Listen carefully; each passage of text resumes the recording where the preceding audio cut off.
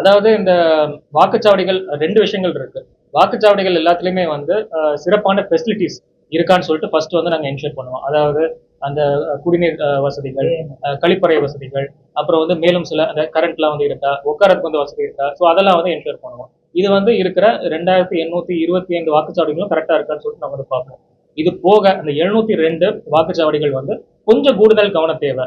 அதாவது எப்படின்னா பழைய காலத்துல பழைய எலெக்ஷன்லயோ அதுக்கு முன்னாடி இருக்கிற வருஷங்கள்லயோ சில ஏதாவது இன்சிடென்ட் நடந்திருக்க வாய்ப்பு உண்டு. ஸோ இந்த மாதிரி வந்து ஒரு கோஆர்டினேஷன் மீட்டிங் மூலமா போலீஸ் மூலமா வந்து கலந்தாலோசிச்சு தான் வந்து எங்களுக்கு வந்து லிஸ்ட் கிடைச்சிருக்கு. ஸோ அந்த பூத்லலாம் கொஞ்சம் போலீஸ் டியூட்டியில் இருக்கவங்க வந்து கொஞ்சம் ஜாஸ்திப்படுத்துவோம்.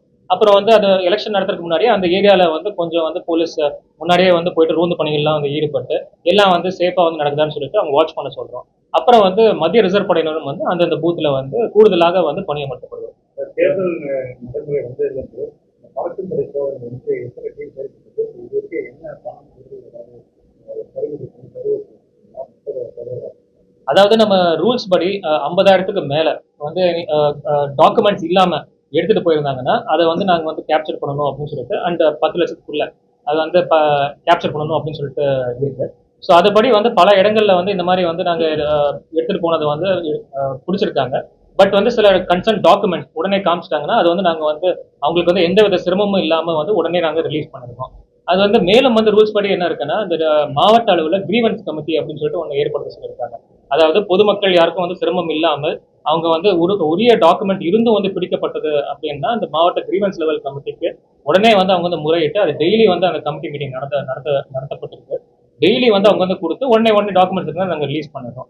ஸோ வந்து இது போக அந்த மாதிரி வந்து கேப்சர் ரிலீஸ் வந்து டெய்லி வந்து நடந்துட்டு தான் இருக்கு.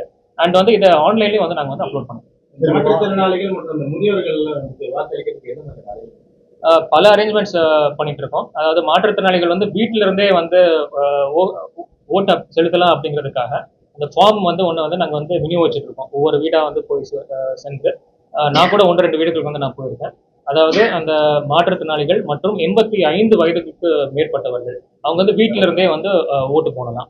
ஸோ இந்த ஃபெசிலிட்டி வந்து அமல்படுத்தியிருக்கோம். ரெண்டாவது எல்லா ஓட்டிங் பூத்லையுமே வந்து அந்த ரேம்ப் ஃபெசிலிட்டிஸ் மற்றும் வந்து வீல் சேர் ஃபெசிலிட்டிஸ் எல்லாமே வந்து நாங்கள் வந்து ஏற்படுத்தி கொடுத்துட்டு இருக்கோம். அதாவது நம்ம டோட்டலாக செங்கல்பட்டு மாவட்டத்தில் ஒட்டுமொத்தமாக நாங்கள் எடுத்த கணக்குப்படி ஒரு 1600 வீல் சேர்ஸ் வந்து தேவைப்படுது மாற்றுத்திறனாளிகள் வந்து பயன்படுத்துவதற்கு. தற்பொழுது இப்போ வந்து நாங்கள் வந்து கணக்கு எடுத்துருக்கோம் எவ்வளோ வந்து வீல் சேர் ஏற்கனவே இருப்பில் இருக்குது அப்படின்ட்டு. சுமார் ஒரு 400-500 வீல் சேர் ஏற்கனவே இருப்பில் இருக்குது. மீதி இருக்கிற வீல் சேர்ஸும் வந்து வாங்கக்கூடிய நடவடிக்கையும் வந்து இப்போ உடனே வந்து நாங்கள் எடுத்திருக்கோம். அது கூடிய சீக்கிரம் வரக்கூடிய நாட்களில் நான் அதையும் வந்து வாங்கி முடிச்சிருவோம். அந்த வீல் சேர்ஸையும் வந்து எல்லா பூத்லையுமே வந்து உடனடியாக வந்து எல்லாம் வந்து நாங்கள் பிளேஸ் பண்ணி மாற்றுத்திறனாளிகள் வாக்களிப்பதற்கு சிறப்பான நடவடிக்கைகளை எடுத்துக்கணும்.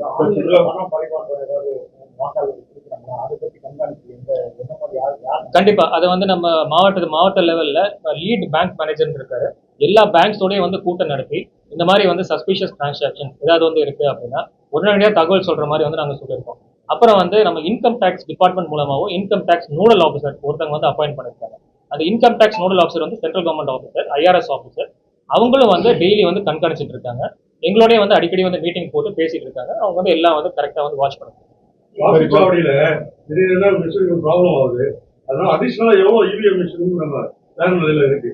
அதாவது நம்ம செங்கல்பட்டு மாவட்டத்தை பொறுத்த வரைக்கும் இந்த இஷ்யூ வந்து எங்கேயும் வந்து நிகழ்ந்துடக்கூடாது அப்படின்னா எக்ஸ்ட்ராவே வந்து நாங்கள் வந்து EVM மெஷின்ஸ்லாம் வந்து நாங்கள் இருப்பில் வந்து வச்சிருக்கோம். அதாவது ரூல்ஸ் படியே வந்து ஒரு குறிப்பிட்ட பர்சன்டேஜ் வந்து எக்ஸ்ட்ரா வந்து இருக்கணும்னு இருக்கு. அதுக்கு மேலேயே வந்து நம்ம கையிருப்புல இருக்கு. சுற்றுலா போறவங்க வந்து கையில கேஷ் வச்சிருப்பாங்க. அது வந்து பணத்தை கொடுத்தாங்க அவங்க எந்த டாக்குமெண்ட் காட்ட முடியாது. இல்ல கண்டிப்பா அந்த மாதிரி தான் வந்து இந்த மாதிரி வந்து யாருக்கும் வந்து சிரமம் ஏற்படக்கூடாதுன்னா இப்போ வந்து அவங்க வந்து டாக்குமெண்ட்ஸ் அதாவது டாக்குமெண்ட்ஸ்னா அவங்க கையில வந்து ஏதாவது இருக்கும். வந்து வீட்டுல இருந்தா எடுத்தோம் நாங்கள் டூரிஸ்டா வந்திருக்கோம் அதனாலதான் வந்து நாங்க வந்து எடுத்துட்டு போறோம் அப்படின்னா அந்த உடனே அந்த கிரீவன்ஸ் கமிட்டிக்கு வந்து எங்களுக்கு வந்து தகவல் சொல்லிருக்கலாம். எல்லா நாளும் அந்த கிரீவன்ஸ் கமிட்டி வந்து நாங்க கூட்டிட்டு இருக்கோம். ஸோ வந்து என்ன கரெக்டான முறையில் எடுத்துட்டு போறாங்கன்னா கண்டிப்பா அவங்க வந்து சிரமத்துக்கு வந்து ஆளாக மாட்டாங்க. அதிகாரிகளுக்கு சரியா எண்ணிகள் கொடுக்க போறோம். கடைசி தேர்தல்ல சரியா வீடு போய் சேரல. அதே மாதிரி அரசியல் ஆளுங்கட்சியை சேர்ந்தவங்க கூட வச்சு கொடுத்தாங்க. இப்ப அந்த மாதிரி இல்ல கண்டிப்பா என்ஷூர் போறோம். கரெக்டான முறையில வந்து கொடுக்கறதுக்கு வந்து அந்த கடைசி 2 நாட்கள்ல கரெக்டான முறையில வந்து சேரும். நான் என்ஷூர் பண்றேன்.